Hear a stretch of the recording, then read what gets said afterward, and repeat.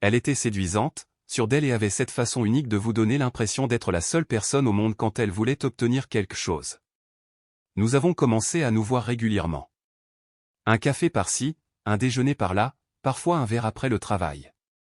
Elle appelait ça de l'amitié. J'appelais ça de l'espoir. Le problème, c'est qu'elle savait. Elle savait pertinemment que je voulais plus et elle me maintenait pile dans cette zone.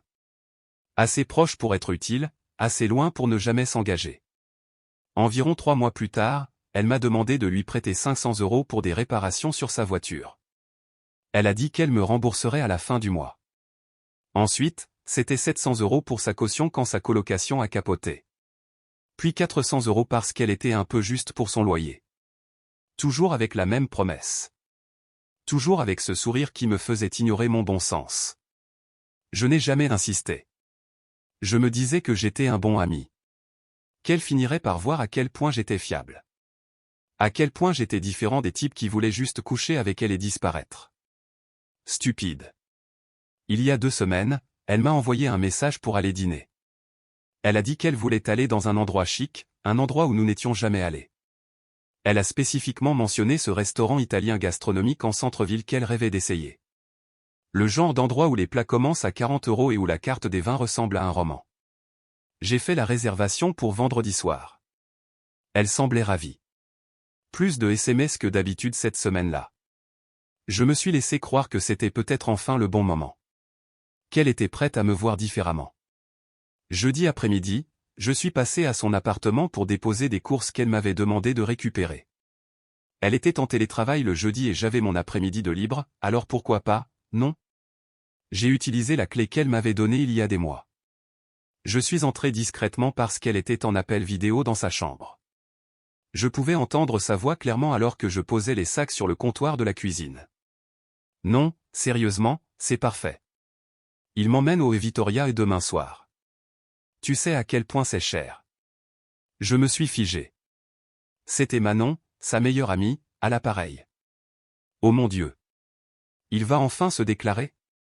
La voix de Manon sortait des haut-parleurs de l'ordinateur. Elle a ri. Pas le rire poli qu'elle utilisait avec moi. Le vrai rire. Tu plaisantes? Ça fait des mois qu'il tourne autour du pot. Demain, c'est le grand soir, c'est sûr. Il a réservé genre 3 semaines à l'avance. J'aurais dû partir. J'aurais dû sortir tout de suite, mais je suis resté dans cette cuisine, complètement immobile, à écouter. Alors, qu'est-ce que tu vas faire? A demandé Manon. Je vais le laisser faire son numéro. Le laisser tout déballer, et ensuite je vais le rejeter gentiment devant tout le monde, tu vois, mais assez publiquement pour qu'il comprenne le message une bonne fois pour toutes. Mes mains se sont crispées sur le bord du comptoir. Et le meilleur, c'est qu'il paie définitivement pour tout le repas. J'ai déjà dit à Sophie et Julie de prendre des tables près de nous pour qu'elles puissent regarder. Ça va être légendaire. Elles ont ri ensemble. Toutes les deux, comme si c'était la chose la plus drôle au monde. Tu es terrible, a dit Manon, mais elle gloussait encore. S'il te plaît, il a été utile. Je lui accorde ça. Tu sais, c'est lui qui m'a présenté Lucas chez Groupe Mercier, non? Mon patron vénère ce type. Cette connexion est la seule raison pour laquelle je suis même considérée pour le poste de directrice. Attends, sérieusement? Ouais. Et entre toi et moi, j'ai laissé entendre qu'il pourrait y avoir une autre recommandation à venir.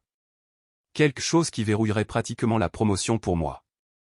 Mon patron l'a mentionné spécifiquement la semaine dernière.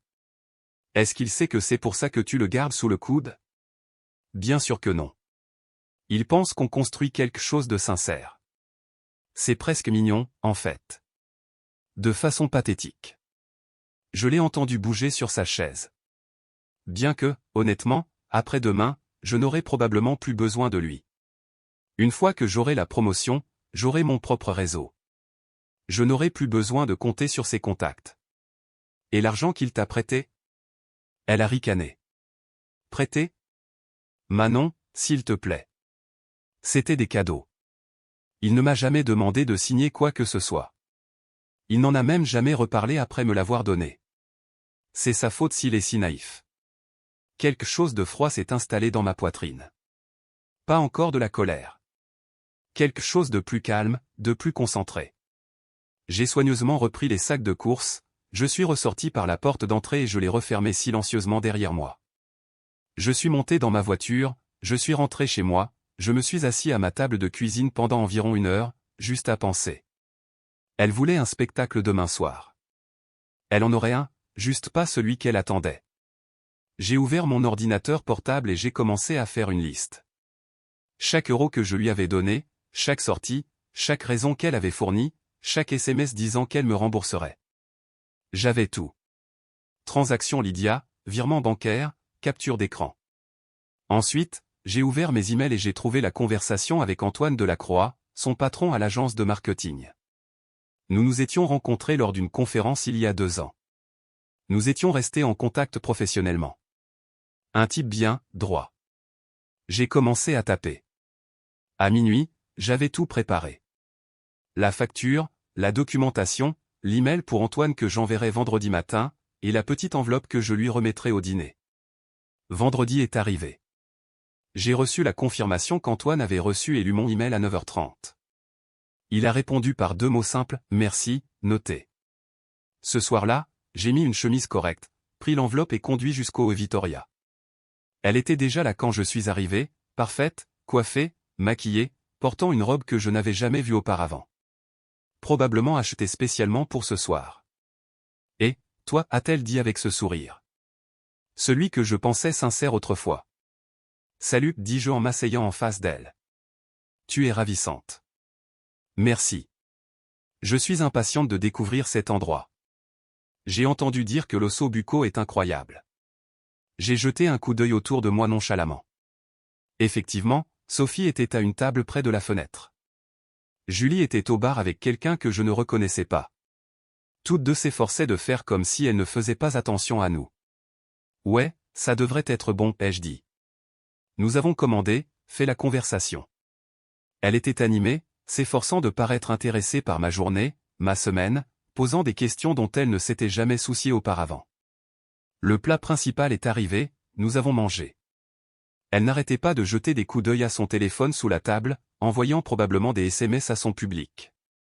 Finalement, alors que le serveur débarrassait nos assiettes, elle s'est penchée légèrement en avant. Alors, il y avait quelque chose dont tu voulais parler ce soir ? J'ai mis la main dans la poche de ma veste et j'ai sorti l'enveloppe. Petite, blanche, rien de sophistiqué. Ouais, c'est pour toi. Je l'ai tendue à travers la table. Elle l'a prise, confuse, mais en gardant le sourire. Elle pensait probablement que c'était une lettre. Une confession sincère qu'elle pourrait refuser gentiment. Elle l'a ouverte.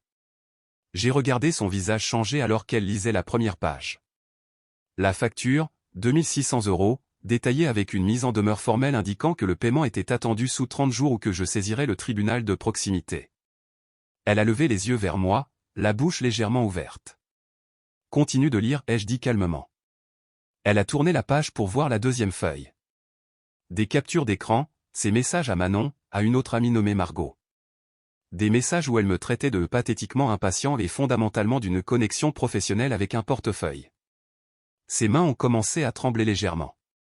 La troisième page était la vraie dévastation. Une copie imprimée de l'email que j'avais envoyé à Antoine ce matin-là, celui où je retirais poliment toute recommandation professionnelle dont j'avais discuté précédemment et suggérais respectueusement qu'il reconsidère toute promotion qui aurait pu être influencée par mon soutien initial, étant donné ce que j'avais récemment appris sur son caractère et son éthique professionnelle. Elle a levé les yeux vers moi et pour la première fois depuis que je la connaissais, elle n'avait rien à dire. Je me suis levé, j'ai sorti mon portefeuille et j'ai placé exactement 43 € sur la table. De quoi couvrir mon repas et ma moitié du vin. Le reste est pour toi, ai-je dit, tout comme tous ces prêts que tu sembles considérer comme des cadeaux. Bon dîner avec tes amis.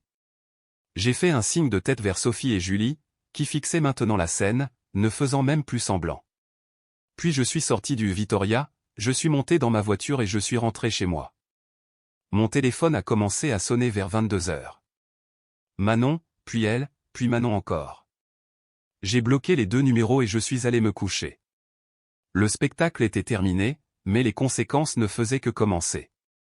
Le samedi matin avait une saveur différente. Je me suis réveillé vers 7 h, j'ai fait du café et j'ai vérifié mon téléphone par habitude. 32 appels manqués, des dizaines de SMS de numéros que je ne reconnaissais pas. J'ai tout supprimé sans lire. Vers 9 heures, mon téléphone a sonné à nouveau. Cette fois, c'était Lucas du groupe Mercier. Nous avions travaillé ensemble sur un projet l'année dernière et étions restés en contact. J'ai répondu. Eh, mec. Question bizarre. Il s'est passé quelque chose avec cette femme que tu m'as présentée? Celle de l'agence de marketing. J'ai pris une gorgée de café. Pourquoi tu demandes? Elle vient de m'envoyer un email paniqué demandant si on pouvait se voir pour un café. Elle a dit que c'était urgent et professionnel, mais le ton était bizarre. Presque désespéré. Ouais, il s'est passé quelque chose. C'est une longue histoire, mais je te recommande de garder tes distances. Elle n'est pas celle que je pensais. Il y a eu un silence. Compris. Merci pour l'info. Nous avons parlé quelques minutes de plus du boulot, puis nous avons raccroché. Je n'étais pas surpris. Elle essayait déjà de limiter les dégâts. Ce qui m'a surpris, c'est la rapidité avec laquelle elle avait paniqué. Ma sonnette a retenti vers 11 heures. J'ai regardé par le Judas. Manon. Je n'ai pas ouvert. Elle a sonné encore. Frappé. Je sais que tu es là. S'il te plaît, parle-moi juste 5 minutes. J'ai pris mes clés et je suis sorti par le garage à la place. Je suis allé à la salle de sport, j'ai fait des courses, je suis revenu vers 15 heures. Elle était partie, mais il y avait un mot scotché sur ma porte. Elle est anéantie. Elle n'arrête pas de pleurer. Quoi que tu aies envoyé à son patron, ça a marché. Ils ont bloqué sa promotion. Elle a besoin de ce travail. S'il te plaît, appelle-moi. J'ai froissé le mot et je l'ai jeté. Lundi matin, je suis arrivé tôt au travail. Mon superviseur m'a attrapé dans le couloir vers 8h30. Et, tu as une seconde? Marc des RH était avec lui. Nous sommes entrés dans une salle de conférence. Marc a fermé la porte. Est-ce que tu as envoyé un email à Antoine Delacroix chez Agence Delacroix vendredi? Oui, ai-je dit calmement. Il y a un problème? Aucun problème. Il m'a en fait appelé ce matin, il voulait vérifier certaines informations que tu avais partagées avec lui au sujet d'une employée de là-bas. J'ai confirmé ce que je pouvais professionnellement. Il a apprécié la franchise. Mon superviseur a hoché la tête. Il voulait aussi que je te dise qu'il respecte la façon dont tu as géré ça. Il a dit que la plupart des gens auraient juste disparu. Marc s'est penché en arrière sur sa chaise. Entre nous, ce n'est pas la première fois qu'il entend des inquiétudes sur sa conduite. Apparemment, il y a eu des plaintes d'autres départements sur le fait qu'elle utilisait ses relations personnelles pour avancer professionnellement.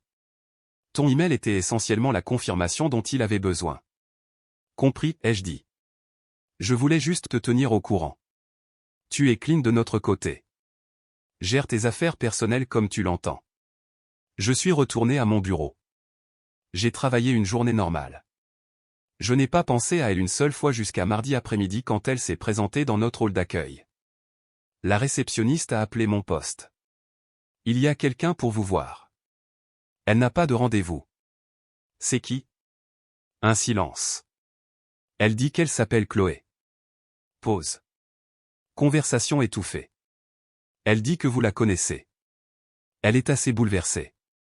J'ai fermé mon ordinateur portable. Dites-lui que je ne suis pas disponible. Si elle ne part pas volontairement, appelez la sécurité. Vous êtes sûr? Elle pleure. Je suis sûr. 5 minutes plus tard, mon téléphone a vibré. Un SMS d'un numéro que je ne reconnaissais pas, c'est Sophie. J'étais au restaurant vendredi. Je dois te dire quelque chose. Elle nous a dit que tu allais la demander en mariage. C'est pour ça qu'on a accepté d'être là. On pensait la soutenir dans une situation gênante avec un mec qui allait trop vite. On n'avait aucune idée qu'elle prévoyait de t'humilier. Je suis désolé. Ce qu'elle a fait était horrible. J'ai fixé le message pendant 1 minute, puis j'ai répondu. J'apprécie. Mais tu es quand même venu pour regarder quelqu'un se faire rejeter publiquement. Réfléchis à ça. Elle n'a pas répondu. Mercredi, j'ai finalement écouté ma messagerie vocale. La plupart étaient d'elle, de plus en plus frénétiques, me suppliant d'appeler Antoine et de lui dire que j'avais fait une erreur, offrant de rembourser chaque euro immédiatement, disant qu'elle perdrait son appartement si elle perdait son poste à l'agence. Un message sortait du lot. C'était Julie. Écoute, je ne m'attends pas à ce que tu t'en soucies, mais elle ne mange plus. Elle ne dort plus. Elle n'avait vraiment pas compris à quel point ça irait loin. Son patron ne fait pas que bloquer la promotion. Il parle de la licencier complètement. Elle a fait une erreur, une grosse. Mais ça semble excessif. Je l'ai supprimé. Jeudi matin, une enveloppe est apparue sous la porte de mon appartement. À l'intérieur, un chèque de 2600 €. Son écriture sur un mot. S'il te plaît, je ferai n'importe quoi. Arrangez ça. J'ai pris une photo du chèque et je l'ai envoyé par SMS à mon avocat. Nous avions déposé le dossier au tribunal lundi matin. Elle a payé, mais je n'arrange rien. Il a répondu immédiatement. Notez, dossier clos de notre côté alors. Elle a de la chance que tu ne poursuives pas pour préjudice moral. Jeudi après-midi, mon téléphone a sonné. Antoine. Et, tu as une minute? Bien sûr. Je voulais te tenir au courant personnellement. Nous avons décidé de nous séparer d'elle. Pas seulement à cause de ton email, mais cela a ouvert une enquête plus large. On a trouvé des schémas inquiétants avec les notes de frais et la gestion des relations clients. Des choses qui auraient dû être repérées plus tôt. J'apprécie que tu m'aies prévenu. Pour ce que ça vaut, tu as fait ce qu'il fallait. Je préfère le savoir maintenant que de le découvrir plus tard quand ça pourrait nuire aux relations clients. Nous avons conclu l'appel. Je n'ai rien ressenti. Pas de satisfaction, pas de culpabilité, juste du calme. Vendredi soir, exactement une semaine après le dîner, j'ai retrouvé des amis dans un bar du centre-ville. Soirée normale, rien de spécial. Nous étions à la moitié de la première tournée quand Maxime, un pote de fac, est arrivé avec quelqu'un que je n'avais jamais rencontré. Voici Camille, a-t-il dit. Elle vient d'arriver d'Austin, elle travaille dans le design graphique. Nous avons parlé. Elle était drôle, authentique, posait de vraies questions et écoutait les réponses. Elle m'a donné son numéro avant de partir. Pas de jeu, pas d'arrière-pensée, juste un intérêt direct. Je lui ai envoyé un SMS le lendemain matin. Nous avons prévu un café le dimanche. Alors que j'étais assis dans mon appartement samedi soir, regardant la conversation avec cette nouvelle personne, j'ai réalisé quelque chose. La femme de vendredi dernier ne me hantait pas. Elle n'occupait pas de place dans ma tête. Elle avait révélé exactement qui elle était, et j'avais répondu exactement comme je l'aurais dû. Maintenant, j'étais libre de trouver quelqu'un qui méritait vraiment l'effort. Mon téléphone a vibré une dernière fois. C'est Manon, elle retourne vivre chez ses parents. Elle ne peut pas se permettre de rester ici sans le travail. J'espère que tu es content. J'ai bloqué le numéro et supprimé le message. Ouais, en fait, je l'étais. Le café du dimanche avec Camille s'est transformé en déjeuner. Le déjeuner s'est transformé en promenade dans le parc jusqu'au coucher du soleil. Nous avons parlé de choses réelles. Son travail de designer, mon boulot et la coordination logistique, les endroits où nous avons voyagé, les livres que nous avons tous les deux commencé sans jamais les finir. Pas de manipulation, pas d'agenda caché, juste deux personnes qui apprennent à se connaître. Quand je suis rentré chez moi ce soir-là, il y avait un autre mot sur ma porte. Une écriture différente cette fois. Je l'ai reconnu immédiatement. Je sais que tu ne veux pas entendre parler de moi, mais je dois te faire comprendre quelque chose. Je n'ai jamais voulu que ça aille aussi loin. J'ai fait des choix terribles et je les paie. Mais détruire toute ma carrière, s'assurer que je ne puisse même pas obtenir une référence. C'est cruel. Tu étais censé tenir à moi. Je l'ai pris en photo, je l'ai enregistré dans un dossier sur mon ordinateur intitulé Documentation, et j'ai jeté l'original. Elle avait raison sur une chose. J'avais tenu à elle. Au passé. Cette version de moi est morte dans sa cuisine au moment où je l'ai entendu rire de m'avoir utilisé. Le lundi au travail a été fluide. Des réunions productives ont vidé ma boîte de réception. J'ai même reçu des éloges de mon superviseur sur une proposition que j'avais soumise. La normalité faisait du bien. Vers 14 h, j'ai reçu un message LinkedIn. Margot, une autre de ses amies que j'avais rencontrée quelques fois. Je ne sais pas ce qui s'est passé entre vous deux, mais elle raconte aux gens que tu as saboté sa carrière parce qu'elle ne voulait pas sortir avec toi. J'ai juste pensé que tu devrais savoir ce qui se dit. Je me suis adossé à ma chaise. Bien sûr, elle tournait ça comme ça. Le mec gentil rejeté qui ne pouvait pas supporter la vérité. Détournement classique. J'ai répondu. Elle peut raconter l'histoire qui l'a fait se sentir mieux. Les gens qui comptent connaissent les faits réels. Merci pour l'info cependant. Margot a répondu immédiatement.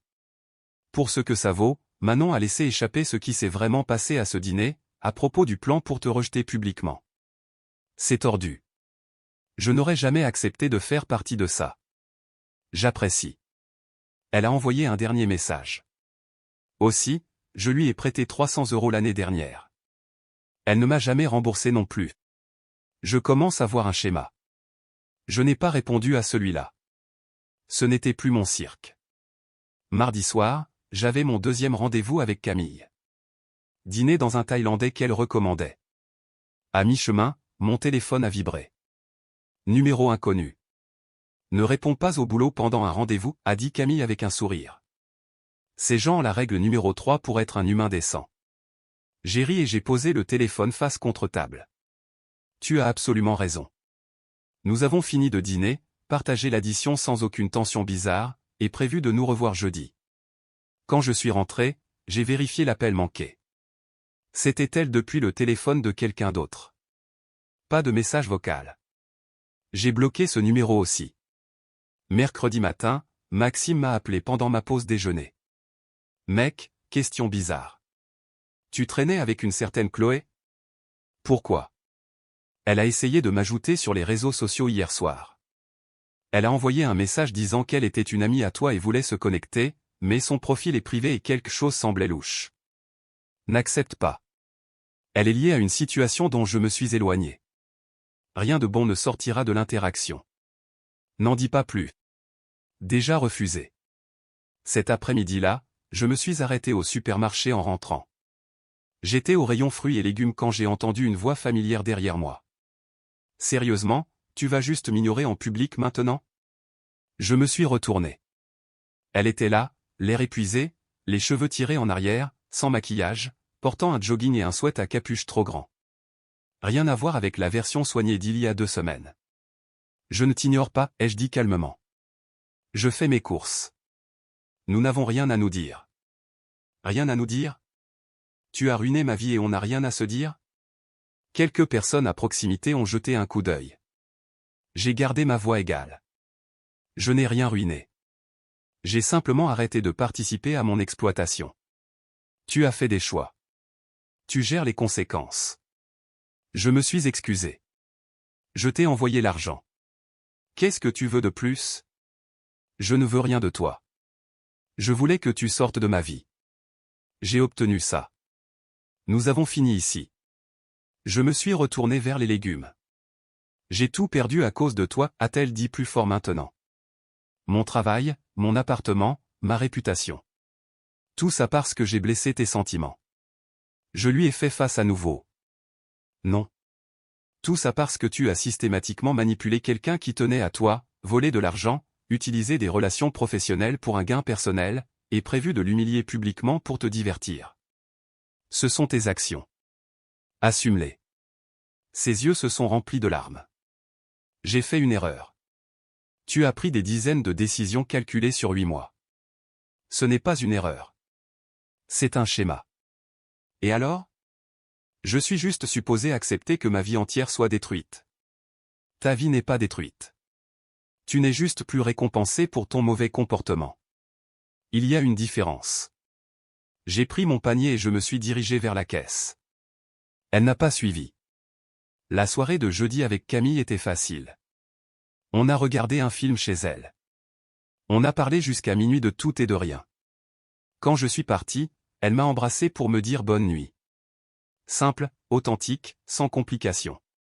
Je suis rentré chez moi en me sentant plus léger que je ne l'avais été depuis des mois. Vendredi matin, j'ai reçu un email d'Antoine. Je voulais clore le dossier sur cette situation. Son dernier jour était hier. La sortie a été professionnelle et documentée. Elle a signé une clause de confidentialité dans le cadre de son accord de départ. Donc, légalement, elle ne peut pas dénigrer l'entreprise ou toute personne associée.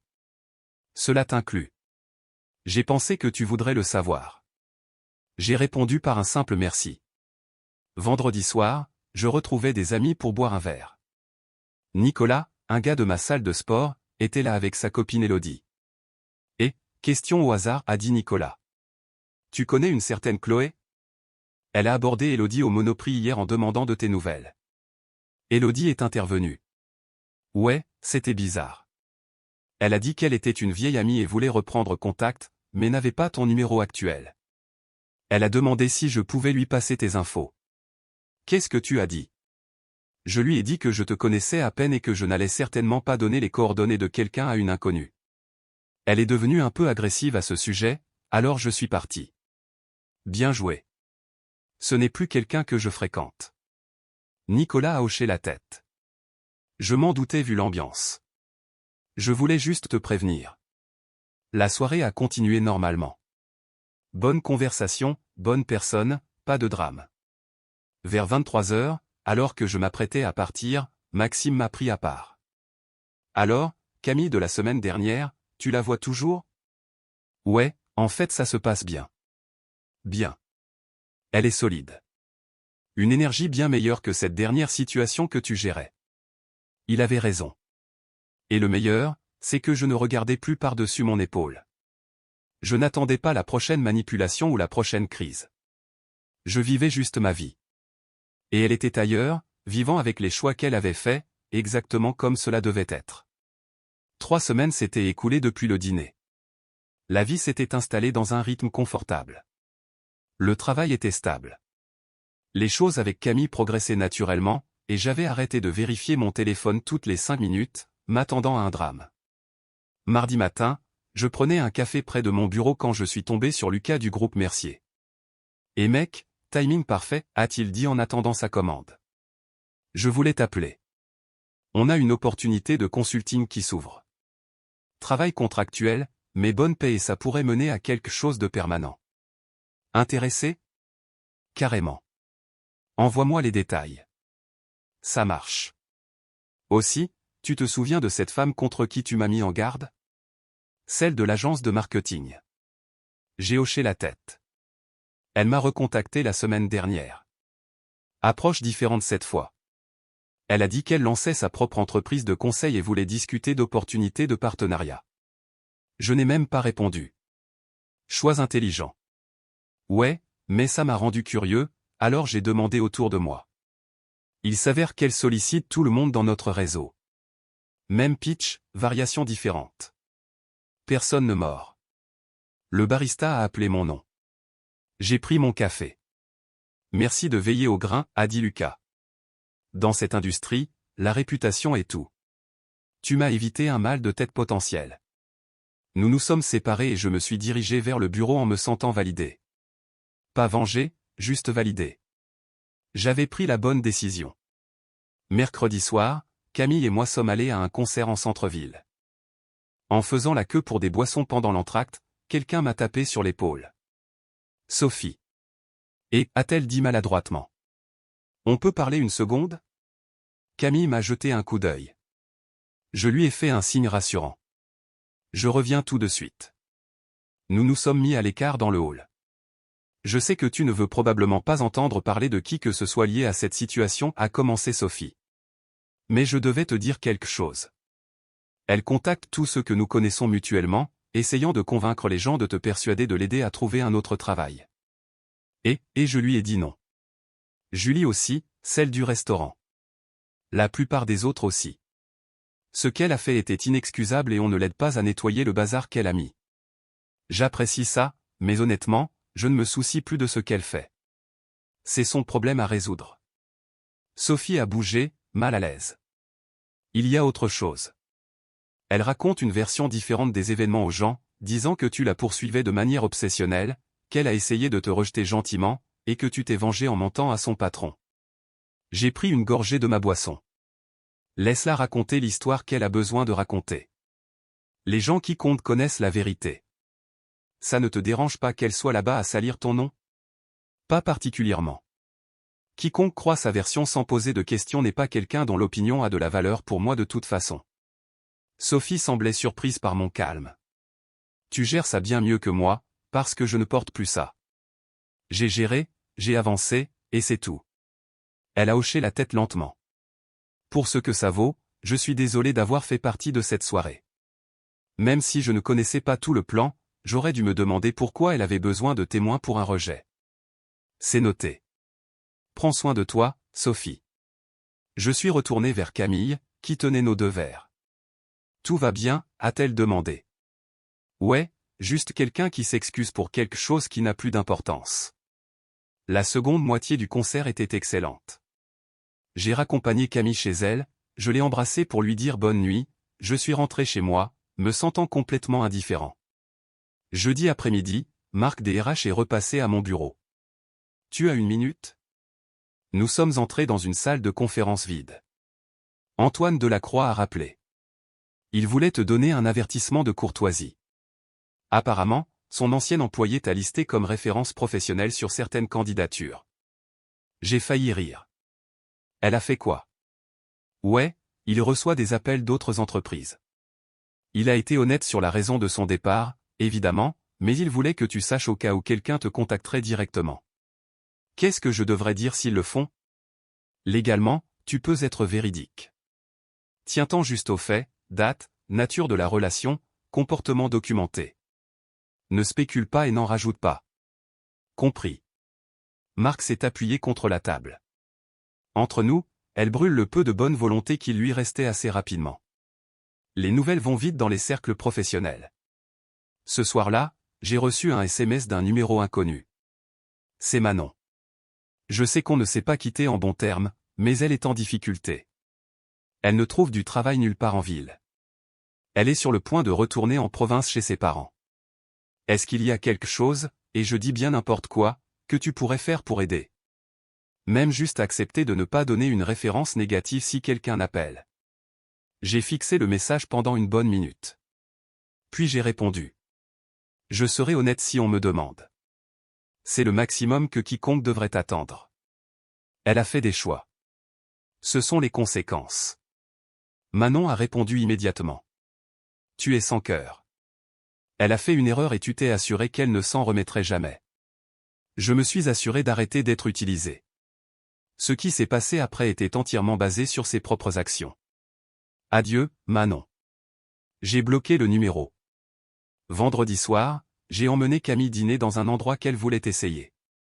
À mi-repas, elle a tendu la main à travers la table et a pris la mienne.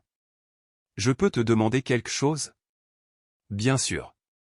Cette femme au concert, celle qui voulait parler. Est-ce lié à la raison pour laquelle tu semblais un peu fermé quand on s'est rencontrés? J'ai réfléchi à ce que je devais partager. Ouais. Je sortais d'une situation où quelqu'un n'était pas honnête sur ses intentions. Ça m'a rendu prudent. Tu veux en parler? Pas particulièrement. C'est géré et derrière moi. Je préfère me concentrer sur ce qui est devant moi. Elle a souri. Ça me va. Nous avons fini de dîner, marché le long des quais pendant 1 heure, et fini chez elle à regarder des documentaires jusqu'à ce que je m'endorme sur son canapé. Je me suis réveillé le samedi matin avec elle préparant le petit déjeuner. Des pancakes, du café, une véritable paix domestique. Mon téléphone a vibré sur la table basse. Notification de mail. Objet, vérification de référence. Ancien collègue. Je l'ai ouvert. Un responsable du recrutement d'une entreprise à Deville de la demandant des infos sur son éthique de travail, sa fiabilité et sa conduite professionnelle. J'ai répondu en 3 phrases. Je la connaissais personnellement, pas professionnellement. Basé sur mes interactions documentées, je ne peux pas fournir une référence positive. Je recommande de contacter son ancien employeur pour une évaluation professionnelle. J'ai cliqué sur envoyer, ranger mon téléphone, manger le petit déjeuner avec quelqu'un qui valorisait vraiment l'honnêteté. Plus tard cet après-midi-là, Maxime a appelé. Mec, tu ne vas pas le croire. Tu te souviens que j'ai dit que Manon avait essayé de m'ajouter? Elle a créé un faux compte et a réessayé. Elle a envoyé un long message disant que tu as ruiné la vie de son ami et que quiconque te parle encore soutient un abuseur. Qu'est-ce que tu as fait? Capture d'écran est bloquée. Mais je me suis dit que tu devrais savoir qu'elle escalade les choses. Laisse-la escalader. J'ai des preuves de tout. Si elle veut aller sur ce terrain-là, ça ne finira pas bien pour elle. C'est juste. Je surveille juste tes arrières. Dimanche matin, je suis allé courir. Je suis revenu pour trouver une lettre manuscrite glissée sous ma porte. Son écriture à nouveau. 3 pages recto verso. Je ne l'ai pas lue. J'ai pris une photo de l'enveloppe scellée, je l'ai datée et horodatée, je l'ai ajoutée à mon dossier de documentation, puis j'ai déchiqueté la lettre elle-même sans l'ouvrir. Quoi qu'elle ait eu besoin de dire, je n'avais pas besoin de l'entendre. Ce soir-là, Camille est venue. On a cuisiné ensemble, regardé un film, parlé de partir en week-end dans quelques semaines. Simple, honnête, sans complications, tout ce que la dernière situation n'a jamais été. Et c'est là que j'ai réalisé que j'avais vraiment gagné. Pas parce qu'elle était en difficulté ou parce que je m'étais vengé, mais parce que j'étais parti avec ma dignité intacte et que j'avais trouvé quelque chose de sincère de l'autre côté. C'était la seule victoire qui comptait. 6 semaines après le dîner, j'avais complètement arrêté de penser à elle. Le travail se passait bien. Camille et moi étions officiellement ensemble, et la vie semblait normale à nouveau. Puis lundi est arrivé. Je quittais le bureau quand je l'ai vue debout près de ma voiture. Elle avait l'air différente, plus mince, fatiguée, portant des vêtements qui semblaient trop grands. « S'il te plaît » a-t-elle dit avant que je puisse parler. « Juste 5 minutes. » Non. Je suis retourné vivre à Clermont-Ferrand. Je pars demain. J'ai juste besoin de tourner la page. Tu as tourné la page il y a 6 semaines quand je suis sorti de ce restaurant. Passe à autre chose. Je ne peux obtenir de travail nulle part. Ton email m'a détruite. J'ai déverrouillé ma voiture. Mon email disait la vérité. Tes actions t'ont détruite. Je suis désolé. Je le suis sincèrement. J'étais arrogante et stupide et je t'ai blessé. Mais cette punition ne correspond pas à ce que j'ai fait. Je l'ai regardé directement. Tu ne m'as pas juste blessé. Tu m'as systématiquement utilisé pendant des mois. Pris mon argent, exploité mes relations, et prévu de m'humilier publiquement pour t'amuser. Ensuite, tu as menti à ce sujet à tous ceux qui voulaient bien écouter. Donc, non. Je ne pense pas que les conséquences soient injustes. Qu'est-ce que tu veux de moi? Qu'est-ce qui arrangerait les choses? Rien. Je ne veux rien de toi. Je voulais que tu sortes de ma vie. J'ai obtenu ça. Sa voix s'est brisée. Alors c'est tout. Je suis juste censé vivre en étant blacklisté. Tu n'es pas blacklisté. Tu vis ce qui arrive quand les gens connaissent la vérité sur toi. Ça s'appelle la responsabilité. Je suis monté dans ma voiture. Elle a attrapé la portière. Je sais que tu vois quelqu'un d'autre. Manon me l'a dit. Est-ce qu'elle sait quel genre de personne tu es? À quel point tu peux être vindicatif? Je l'ai regardé calmement. Elle sait que je ne tolère pas d'être manipulé. Elle sait que j'ai des limites et que je les fais respecter. Et elle sait que je suis honnête, ce qui est probablement la raison pour laquelle ça marche entre nous. Tu es un lâche. Tu ne pouvais pas supporter le rejet, alors tu m'as détruite. Je gère très bien le rejet. Ce que je n'ai pas géré, c'est d'être utilisé. Il y a une différence. Maintenant lâche ma portière. Elle a reculé, les larmes coulant sur son visage. J'ai démarré le moteur. Adieu. Ne me recontactez plus. Je suis parti sans regarder en arrière. Ce soir-là, Camille a remarqué que j'étais calme. Il s'est passé quelque chose aujourd'hui? Ouais. J'ai croisé cette situation passée dont j'ai parlé. Conversation finale, je pense. Ça va? Honnêtement, ouais, ça va. Elle m'a embrassé le front. Bien. Parce que tu mérites mieux que quoi que ce soit que c'était. 2 jours plus tard, Manon a envoyé un dernier message d'un nouveau numéro. Elle est partie. Retour à Clermont. J'espère que tu dors bien en sachant que tu as brisé quelqu'un. J'ai répondu une fois. Je dors très bien en sachant que j'ai arrêté de laisser quelqu'un me briser. Oublie ce numéro. Jeudi soir, Lucas a appelé avec une bonne nouvelle. Le contrat de consulting était validé. Meilleure paie, horaire flexible, véritable opportunité. Vendredi soir, Camille et moi avons fêté ça chez elle. Pas de drame, pas de fantôme du passé, juste 2 personnes construisant quelque chose d'honnête. Samedi matin, j'ai supprimé le dossier de documentation. Je n'en avais plus besoin. Dimanche, j'ai emmené Camille bruncher. À mi-chemin, elle a demandé comment s'était passée ma semaine. Je lui ai parlé du nouveau contrat, des projets que j'avais pour le mois prochain, d'un voyage que je voulais faire. Je n'ai pas mentionné Chloé une seule fois parce qu'elle ne faisait plus partie de mon histoire. Et ça, finalement, c'était exactement comme cela devait être. 3 mois plus tard, tout avait changé pour le mieux. Le job de consultant s'était transformé en un poste permanent avec de meilleurs avantages. Camille et moi avons emménagé ensemble. La vie était vraiment belle. Puis est arrivé le mariage. Un ami commun de la fac. Je ne pouvais pas le rater. Elle non plus apparemment. Je l'ai vue à travers la salle de réception. Elle avait l'air mieux que la dernière fois. Coiffée, robe correcte, sourire forcé. Elle était seule. Camille a serré ma main. C'est elle? Ouais. Tu veux partir? Non, ça va. 2 heures après le début de la réception, elle s'est approchée de notre table. Camille était allée aux toilettes. Salut, a-t-elle dit doucement. Je peux juste dire quelque chose? Je ne me suis pas levé. Fais vite. Je suis une thérapie pour travailler sur moi-même. Je réalise maintenant à quel point j'étais toxique, à quel point je t'ai blessé. Je voulais juste dire que je suis sincèrement désolé. Pas d'excuses. D'accord, c'est tout? Juste d'accord? Qu'est-ce que tu veux? Le pardon? Tourner la page? J'ai tourné la page il y a 3 mois. Ça ne change rien. Je suis différent maintenant. J'ai appris. Tant mieux pour toi. Sincèrement, mais ça ne me concerne pas. Camille est revenue, se glissant sur le siège à côté de moi. Elle a tendu la main à la femme. Salut, je suis Camille. Tu dois être le passé. Le visage de la femme est devenu pâle. Je devrais y aller probablement, a-t-elle dit. Elle s'est éloignée. Camille s'est penchée vers moi.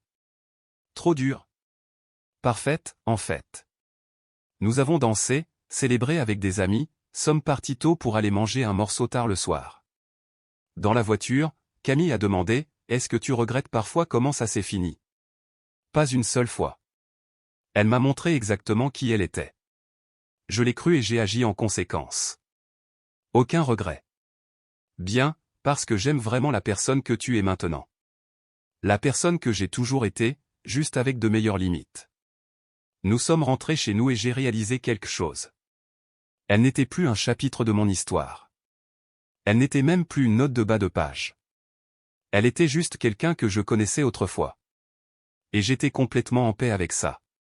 Mieux qu'en paix. J'étais libre. Notre histoire touche à sa fin. Si vous êtes arrivé jusqu'ici, que diriez-vous de vous abonner à notre chaîne? Cela nous aide énormément. Je vous attends dans la prochaine histoire. À bientôt.